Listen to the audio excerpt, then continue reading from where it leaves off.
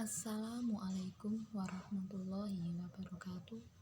Perkenalkan, nama saya Miftahur Rahmah, NIM 46, kelas B3 DPR. Saya di sini akan menjelaskan review jurnal yang berjudul Mengenal Gangguan Kepribadian serta Penanganannya. Di sini yaitu menjelaskan tentang sosiopatik adalah orang yang tidak memiliki kematangan emosi, kurang memiliki pertimbangan dan rasa tanggung jawab, tidak mampu menilai akibat-akibat dari tingkah laku. Adapun simptom gangguan kepribadian antisosial diklasifikasikan dalam 3 kelompok. Yang pertama, simptom suasana hati, diantaranya tidak ada rasa bersalah atau cemas, mencari kesenangan hedonistis, dan tidak memperdulikan orang lain. Kadangkala perasaan dan tidak ada rasa cinta emosional terhadap orang lain. Kedua, simptom kognitif. Ketiga, simptom motorik. Penyebab gangguan antisosial ini disebabkan beberapa hal, yaitu yang pertama, pendekatan psikodinamik, yaitu karena ia merasa tidak mengembangkan super ego yang kuat, dukungan dan penerimaan tidak dipuaskan, dan memuaskan kebutuhan ini menghalangi kebutuhan berikutnya. Selanjutnya itu pendekatan belajar, teori kekurangan dalam pengondisian klasik dan teori penghindaran kecemasan yang terkondisi secara operan. Selanjutnya pendekatan fisiologis, yaitu orang yang menderita gangguan kepribadian antisosial disebabkan oleh rangsangan neurologis atau syaraf yang kurang. Gangguan kepribadian antisosial biasanya muncul pada masa remaja akhir. Prognosisnya bervariasi. Gangguan yang umum terjadi pada individu dengan kepribadian antisosial adalah gangguan depresi dan sebagainya. Treatment yang dapat diberikan yaitu psikoterapi. Jika pasien merasa bahwa mereka berada di antara teman-teman sebayanya, tidak ada adanya motivasi mereka untuk berubah bisa menghilang kemungkinan karena hal itu dikelompokkan yang menolong diri sendiri.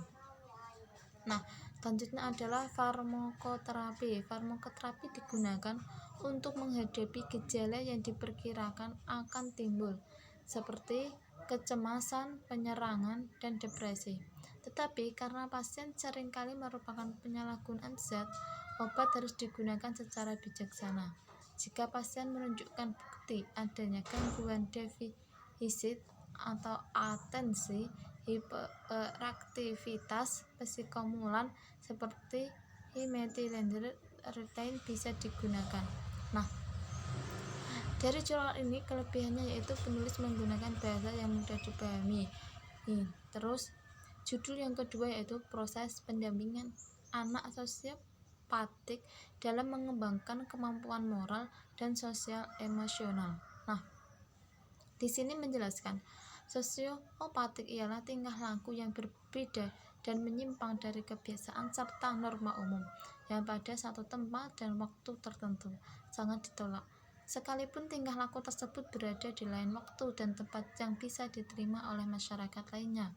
Sosiopatik adalah tingkah laku yang menyimpang dari norma masyarakat, di mana pelakunya bukanlah mengidap penyakit mental dan tidak memperdulikan keadaan sekitar.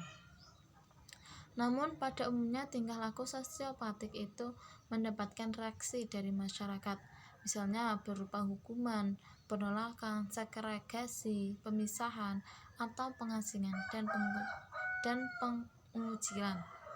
Faktor yang mempengaruhi adanya sosiopatik adalah faktor inter dan faktor eksternal.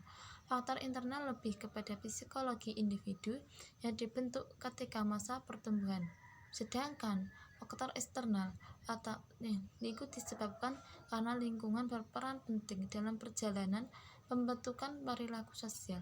Ketika individu berada di lingkungannya yang kurang baik, maka akan terbentuk perilaku sosial yang kurang baik pula.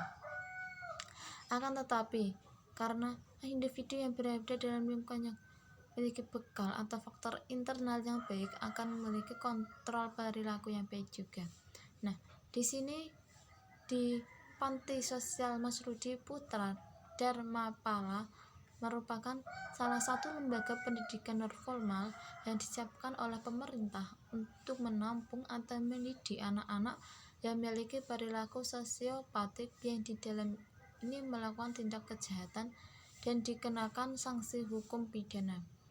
Namun, karena mereka masih di bawah umur, maka mereka dikirim ke panti untuk mendapatkan rehabilitasi yang bersifat preventif, kuratif, dan rehabilitatif atau sebagai gantinya hukuman itu.